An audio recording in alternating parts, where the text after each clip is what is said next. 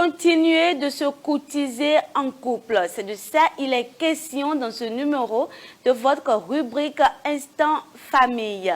Nous parlons tout le temps de la famille. Aujourd'hui, nous allons mettre l'accent sur le couple. Si le couple est épanoui, la famille l'est également. Et le révérend pasteur Aimé Pludeskido est là pour nous éclairer. Pasteur, bonsoir. Bonsoir Belvide et bonsoir tous les téléspectateurs. Comment vous allez, pasteur? Je rends grâce, je bénis le nom du Seigneur. Que comprendre par cette thématique générale? Continuer de se courtiser en couple.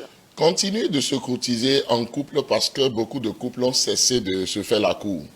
On a cru que parce qu'on s'est déjà marié, parce qu'on est ensemble, parce qu'on est en train de faire déjà des enfants, parce que l'âge est en train de s'avancer, on n'a plus besoin de se faire la cour.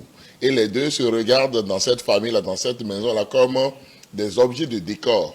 Et ce n'est pas normal, ça n'aide pas. Ça détruit alors la relation amoureuse au sein du couple.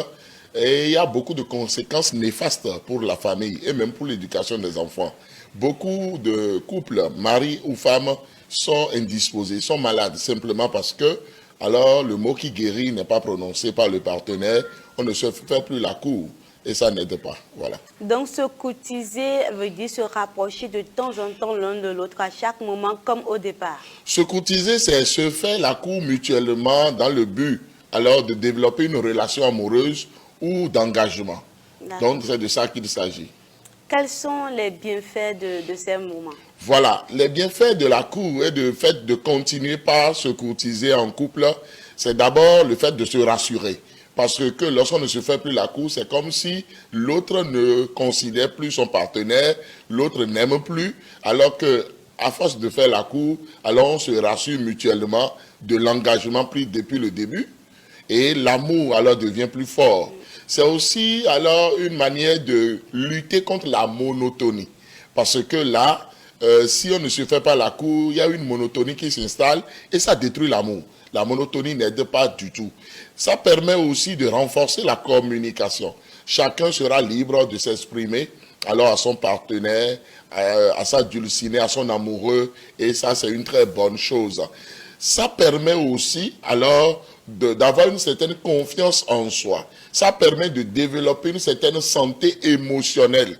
Alors lorsqu'on se fait la cour, ça détend l'atmosphère, ça permet vraiment que les deux conjoints soient en joie et aient maintenant alors un engagement à demeurer ensemble, à travailler ensemble, à être bénis ensemble et à être ensemble aussi pour l'éducation de leurs enfants. C'est une très bonne chose. Pasteur, il y en a qui sont timides pour le faire. Alors dites-nous, comment cela peut-il être possible? Oui, si même on est timide, on s'est fait la cour pour alors se marier. Donc on doit se rappeler de tout ce qu'on faisait en ce temps-là, parce que la compétition n'est pas finie. Il y a un chanteur qui a chanté pour dire qu'après le mariage, la compétition est finie. Non, la compétition doit continuer, parce que tant qu'on est vivant, on doit continuer alors par se faire la cour, on doit continuer alors par se faire du bien, on doit continuer par dire à l'autre combien de fois on l'aime. Et il ne faut pas seulement dire, il faut prouver par des cadeaux, par beaucoup d'autres choses encore. Donc c'est très important de ne pas faire le timide ou bien la timide après le mariage pour dire non, moi je n'ai plus le temps alors de faire la cour, je n'ai plus le temps alors de te parler ou de passer du temps avec toi ou de faire des balades même avec toi ou de construire un projet de vie avec toi. Donc ce n'est pas bien. Merci, pasteur. Il y en a qui n'ont pas eu la chance d'expérimenter le fait de courtiser une femme avant le mariage, surtout dans les églises évangéliques où ce sont les hommes de Dieu qui font tout à leur place. Un message à ceux-là. Et c'est très dangereux si un homme de Dieu fait tout à la place d'un jeune homme. C'est très dangereux parce que alors le mariage là va devenir forcé. Alors qu'un mariage chrétien ne doit jamais être un mariage forcé. Ça doit être un mariage décisionnel, un mariage volontaire. Donc, je voudrais dire ici, alors que pour faire la cour, c'est très simple. Il suffit de dire à l'autre combien de fois on l'aime. Il suffit de faire des cadeaux aussi à l'autre. Il suffit d'avoir des moments alors ensemble pour parler de tout et de rien. Pourquoi ne pas faire des balades ensemble? Pourquoi ne pas voyager ensemble? Pourquoi ne pas avoir des temps de jeu, des temps d'humour? Moi, dans mon couple, nous avons un miroir dans notre chambre à coucher pour danser. Mon épouse et moi, nous dansons les matins pour nous taquiner un peu. Et nous avons alors des rituels. Parce que si, alors les années passent et il n'y a pas de rituel pour prouver à l'autre combien de fois on est attaché à l'autre. Et c'est seulement dans le lit qu'on sait qu'on a une femme, qu'on sait qu'on a un mari. Là, ça va devenir vraiment bizarre et ce ne serait pas une bonne chose. Se faire des cadeaux à temps et à contre-temps. S'inviter dans de bons restaurants pour manger. Parce qu'une femme n'est pas une bonne, elle n'est pas une boniche, elle n'est pas la servante de la maison, elle est une reine. Et la reine aussi doit considérer aussi son roi en lui faisant des cadeaux, en lui disant combien de fois il est intéressant, il est un bon père de famille, il fait des efforts, oui, parce qu'on a besoin d'entendre ces choses. C'est ça qui remplit notre réservoir émotionnel en couple. Donc c'est de ça vraiment qu'il s'agit. Les portables sont là pour se faire aussi la cour, s'envoyer des émoticônes d'amour, s'envoyer des selfies, se taquiner, s'envoyer des blagues. On peut être dans la même chambre et s'envoyer quand même de ces messages-là. Mais on rentre dans les inbox de beaucoup de couples et on ne voit rien.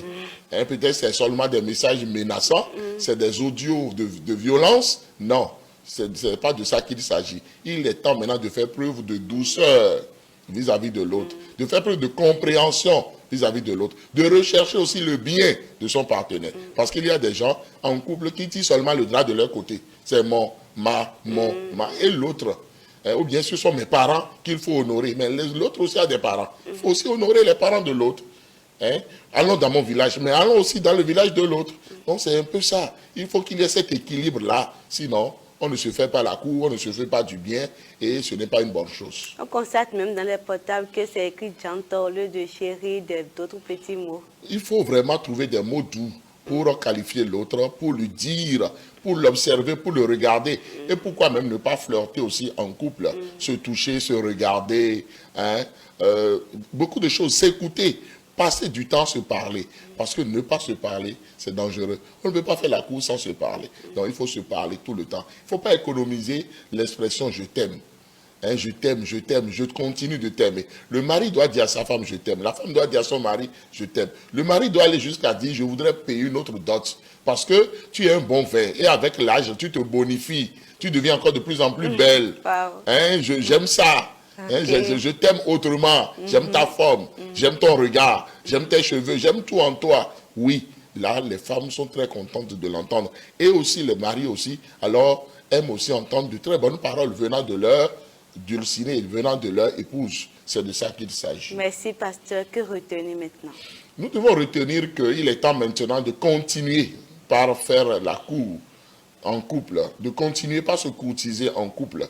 Parce que si on croit que, alors, la course est freinée, alors de l'argent qui empêche, ou bien on dit on est dans une communauté religieuse, on est à l'église du lundi au lundi, on n'a pas du temps pour une vie familiale, on n'a pas du temps pour regarder l'autre, pour complimenter l'autre, pour être ensemble avec ses enfants. Et je souligne au passage qu'un mari et une femme qui s'aiment bien, qui se taquinent, qui rient ensemble et qui sont unis, alors les enfants sont très contents. Et la maladie s'éloigne de la vie des enfants. Parce que les enfants sont rassurés qu'il n'y aura pas de divorce. Que leurs parents seront là pour eux, pour toute la vie. Et qu'ils vont recevoir une bonne éducation. Ils vont recevoir de l'aide. Ils vont recevoir beaucoup alors d'accompagnement. Donc c'est pourquoi c'est très important de se faire la cour, de se taquiner, de flirter ensemble, de sortir ensemble et de se trouver de doux mots pour s'appeler. Ce n'est pas normal de dire au papa Kojo, au moment, à Kosiwa. Non. Mais avant d'avoir ces enfants-là, vous aviez des mots.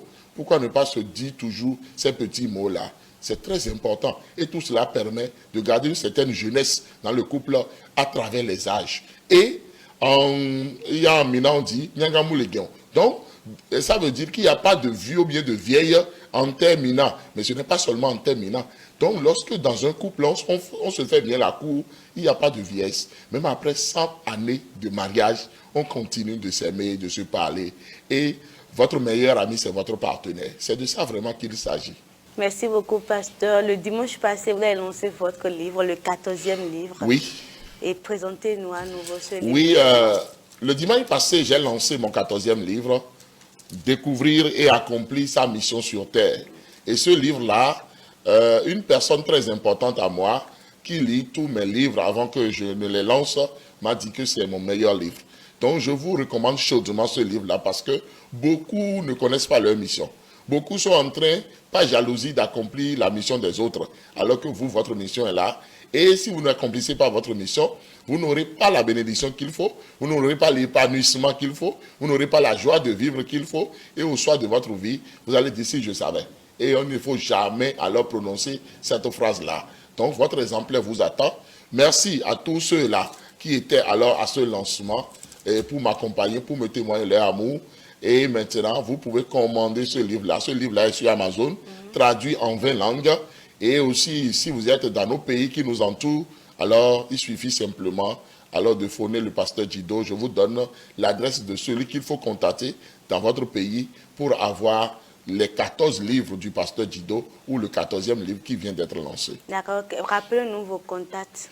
Pour me contacter, il suffit de taper le plus 229 95 15 67 40 ou le plus 229 97 56 63 34. Merci beaucoup, pasteur. Veuillez vous présenter à nouveau à nos téléspectateurs. Voilà, je suis le révérend Djido Prudence-Aimé, je suis psychosociologue de formation, je suis pasteur Assemblée de Dieu, actuellement le pasteur titulaire de l'église Assemblée de Dieu d'Agla à Clomé à Cotonou.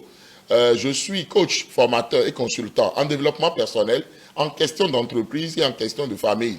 Et lorsqu'on parle de la famille, on parle des enfants, des adolescents, des jeunes, des fiancés, des couples, des personnes du troisième âge, des veufs, des veuves et des divorcés. Donc toutes ces personnes-là, alors, sont dans mon champ d'action. Je suis auteur de 14 livres maintenant que vous pouvez toujours alors demander à voir. J'ai 20 formations qui sont logées sur Telegram et qui vous attendent. Voilà, je suis consultable à tout moment. Merci beaucoup, pasteur. Merci. Dieu vous bénisse abondamment. Amen. Continuez de se courtiser en famille. En couple. En couple. Continuez de se courtiser en couple. J'espère que vous avez retenu la leçon. Moi, j'ai retenu pour moi. Ce coup de pouce, nous parlons de tout ce qui vous intéresse, de tout ce qui contribue à votre épanouissement sur tous les plans de votre vie. N'hésitez surtout pas, contactez-nous au plus 229 61 31 07 70.